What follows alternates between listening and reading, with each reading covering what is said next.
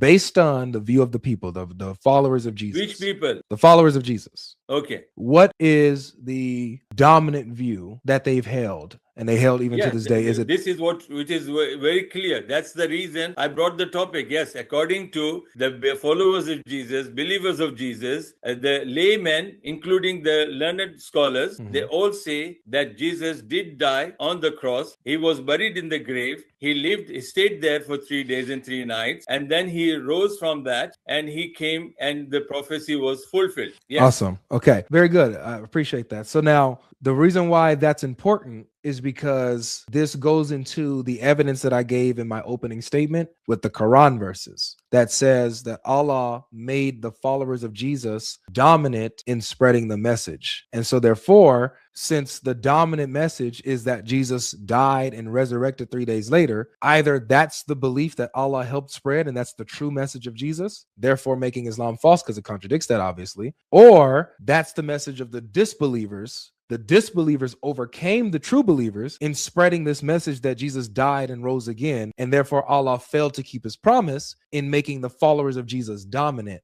and so then Islam will be false either way. You understand what I'm saying? You want me to say this? Yes. Okay, that's fine. So you asked me about the dominant view and objective the Christians believe, and I said this is what they believe. Yes, true. And now you quote my verses from the Quran, and you are saying that the dominant or the message is what you believe. Where did you get this from, that we believe the same what you believe? That's my point. I know that you don't believe what I believe. My point is that the Quran says that the followers of Jesus are made dominant over the disbelievers in helping Jesus spread the message. So that would mean that the dominant, whatever the dominant message is, according to the Quran, has to be the true message that Allah helped spread. If Allah, right? Yeah, son, the Quran says, وَمَا قَتَلُوهُ وَمَا صَلَبُوهُ and وَشُبِّهَ لَهُمْ وَمَا قَتَلُوهُ يَقِينًا. So this is the dominant message which we are promoting, even to tell the Christians that this is how we are helping this. Because you can't take that message and put the, that verse and put your understanding to that, because your understanding is not there. It is understood from your perspective, from your understanding, that is the message which, we understood that Jesus did die. And Quran is saying that if the followers of Jesus will be dominant with the message. So that is, you are putting that message of he was crucified, that message that he died, that message that he was buried, that message he was raised. I have no problem. That is from your perspective. But when you talk about from that particular verse, that verse does not say what is the message. So this is where the problem lies, Doctor. It's that it's by your own admission that the dominant view among the followers of Jesus is that he was crucified and rose again on the third day. You admitted that. And so I admit it from your perspective. You have to remember my word as well. No, because I asked you. I'm agreeing. I'm saying that remember, this is Doctor, how the Christians. Now remember, Doctor. I asked you just really quick. Habibi, I asked you apart from what I'm showing you, but my perspective subjectively, yours. But when we look at it objectively, what is the dominant view amongst the followers of Jesus regarding the crucifixion? Is it that he didn't die, or is it that he did die? And you acknowledge that, yes, to the followers of Jesus, to the Christians, the dominant view is absolutely that he died, was buried, and rose again. Yeah, so I say it now. Right. I again say it according to the followers of Jesus. I know. So according to the followers of Jesus, the message is that Jesus died by crucifixion, was buried in the tomb, rose again 3 days later. And so since that's the view and the message of the followers of Jesus, Allah says in chapter 61, verse 14 and 355, that he made the followers of Jesus dominant over the disbelievers in helping Jesus spread his message. And so if he makes them dominant in spreading the message, that means that they're truly spreading the message of Jesus. And we see that this included the death, burial, and the resurrection. So the problem is that the Quran, obviously, like you keep repeating correctly, the Quran says it was made to appear so. They neither killed him nor did they crucify him, but it was made to appear so. But the followers of Jesus was going around saying Jesus died by crucifixion, was buried in a tomb, and rose again 3 days later. So the problem is that Allah denies the crucifixion while pushing the message of the crucifixion. There's a dilemma there. So either the crucifixion is the true message that Allah helped spread, and therefore Allah's contradicting himself by saying it didn't happen. Or the message of the crucifixion was spread by disbelievers, and that became dominant over the true believers, which would then make Allah a failure because he said he'll make the true believers of Jesus dominant over the disbelievers. So that's the dilemma. Quran speaks about the Injil. Quran does not speak about the Matthew, Mark, Luke, and John. What is the Injil? What is the Injil? I'm asking you. No, you're not. You're saying that Matthew, Mark, Luke, and John is not the Injil. So tell us what it is then. Yes, it is. It is the Gospel of Matthew, Gospel of Mark, Gospel of John, Gospel of Luke. Where's the Gospel of Jesus? Okay, so when we do this, you guys can still see the screen, right? Yes. Yep.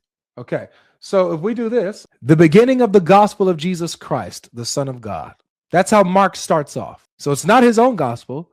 He's recording the Gospel of Jesus. Yeah. Was it approved by Jesus?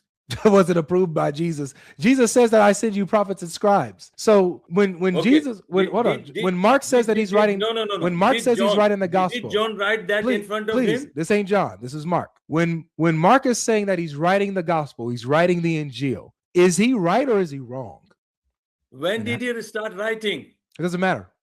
It matters. Why? It matters. Why? When was the Injil? The person who was already gone for 20 years away, and then somebody comes and writes about his saying, I'm just giving you 20 years or 20 months. I'm not giving you exact date because there are so many other informations are there that the Bible start being written by Paul, John, Mark, Matthew. When was the Injil written? Injil was not written. That's what I'm saying. Where is the Injil of Jesus? Come on, man. Hold on. Let me show you. So this is chapter 7, verse 157. Yes. Those who follow the messenger, the prophet who can neither read or write. I'm going to skip the brackets because that's not in the actual verse, even though it kind of helps me. But I'm going to skip that to be fair to the actual Quran, okay? Who can neither read nor write, whom they find written with them in the Torah and the Injil. So the Quran says that the Torah and the Injil are written down and they're with the Jews and the Christians in Muhammad's time. You understand what I'm saying? So the Injil was written according to the Quran. The question now is, when was it written? You bring me the Injil of Jesus Prophet's time. Brother, when was the Injil written? I'm telling you, it wasn't written. The Injil of Jesus was not written at the time when he was raised. Sure. The time when he was raised. Sure. When was it written? Is my question. When was it written? Mm-hmm. It was written when Jesus was preaching them. Okay, can you show me where your Quran says that the Injil was being written down while Jesus was preaching? Because the Injil was given to him, so it was during his time. Yeah, but where does it say it was written in his time? Like, for example, you believe that the Quran was compiled. You believe the Quran was compiled, right? But it wasn't compiled by Muhammad. That was compiled after Muhammad, right? No. Who said so? Who said so? Bukhari, Abu Bakr had Zayd bin Thabit. Can we have a separate debate on this? I challenge you then. On whether or not the Quran was compiled after compilation of the Quran. No, we can have that debate. Okay. Academically. Sure. Okay, let's come back to this point now. Yes. So where does the Quran say it was written? No. Where does it say it was written in his time? The Injil of Matthew. Where does Quran say the Injil of No one Mark? claims that. Again, I showed you what Mark says. Mark doesn't say he's writing his own. Hold on, doctor. Stick with the Injil of Jesus. Doctor, excuse me. I showed you Mark. He doesn't say this is the Gospel of Mark. He says this is the Gospel of Jesus, the Son of God. So that's what Mark claims that he's writing. You're saying that Mark isn't writing the Injil, the Gospel of Jesus. And you're saying that it's because Mark wrote this after Jesus ascended. So this is why the relevant question. The Quran says the Injil was written. When was the Injil written? Okay, it is relevant. My son, tell me. If the Gospel of Jesus was existing, then why John has to write it? Did the Quran exist in Muhammad's time? Yes. Did scribes write it down? Habibi, I'm telling you, don't jump here and there. I'm using your own logic. I'm using your logic to show you how it backfires. No, I'm not saying. I'm just asking you that if the Jesus Injil was there, then why Mark, Matthew, John, and Luke have to write the Gospel? Because it was verbal. It wasn't written down yet. So that means Jesus didn't give them anything in writing, yes? He didn't give them anything in writing. And he left. Do you have something to suggest otherwise? Yeah, no, he left. Okay. Okay. Yes. So when was the Injil written, bro? Now you brought me this verse. It says written. Yeah.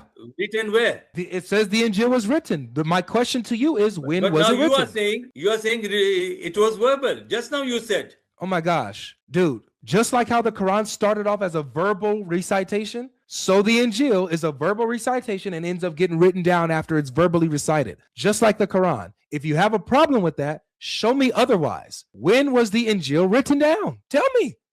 No, I'm just asking you, when Injil is saying, Quran is saying the Injil was written. So then why Mark had to write another Injil? He's not writing another Injil, he's writing the Injil. Whose Injil is that? Jesus's. Who confirmed that? All the apostles. Mark is writing the gospel. He's writing the Injil. Okay. If that is your belief, I respect that. No, but it's not. But you're saying you're denying it. What I'm denying it because I'm Muslim. You. I know. I'm Just Muslim. hold on a second, doctor. Doctor, Bible. 1 second, please. I understand your belief as a Muslim. Trust me. I know what you believe. My issue with you is that you have no substance for why you believe what you believe. You have no plausible reason to deny that Mark is writing the Injil. Nothing. No, I don't have to. I love it. What? I love it. I say good luck to the Christians. They should follow word by word, verse by verse of Matthew, Mark, Luke, and John. I say that. So you agree that Mark is writing the Injil? He's Injil. No. Let's do this again. You see the verse on the screen, right? Yes. All right. This is what Mark says. This is the beginning of the gospel of Jesus Christ, not of Mark, of Jesus Christ. So Mark is claiming to write the Injil of Jesus. Do you agree with Mark here or do you disagree? And why? Okay. Let's understand this. If Mark is writing the Jesus gospel, then what did Matthew write? Brother, do you disagree? Focus on Mark. Do you disagree that he's writing the Injil? I'm focusing on Mark. I said, Mark is writing the gospel of Jesus. Awesome. What did Mark write? Matthew write? Forget Matthew and them. This is strong enough for me. We can get to Matthew and them in a second. So Mark is writing the Injil. Yes. Awesome. So we have the Injil. Yes. And according to the Injil, guess what Jesus says in the Injil? What does he say? Watch what Jesus says in the Injil. See, we are going up to Jerusalem, and the Son of Man will be delivered over to the chief priests and the scribes, and they will condemn him to death and deliver him over to the Gentiles, and they will mock him and spit on him and flog him and kill him. And after 3 days, he will rise. So according to the Injil, Jesus taught that he will die and rise again, which falsifies Islam and makes Christianity true. Good. Well done. You won the case. Thank you. I appreciate it. You won the case. Now, let's go to Matthew. Bring the same thing. Okay. So the debate's over. The debate's over now. You can see the debate.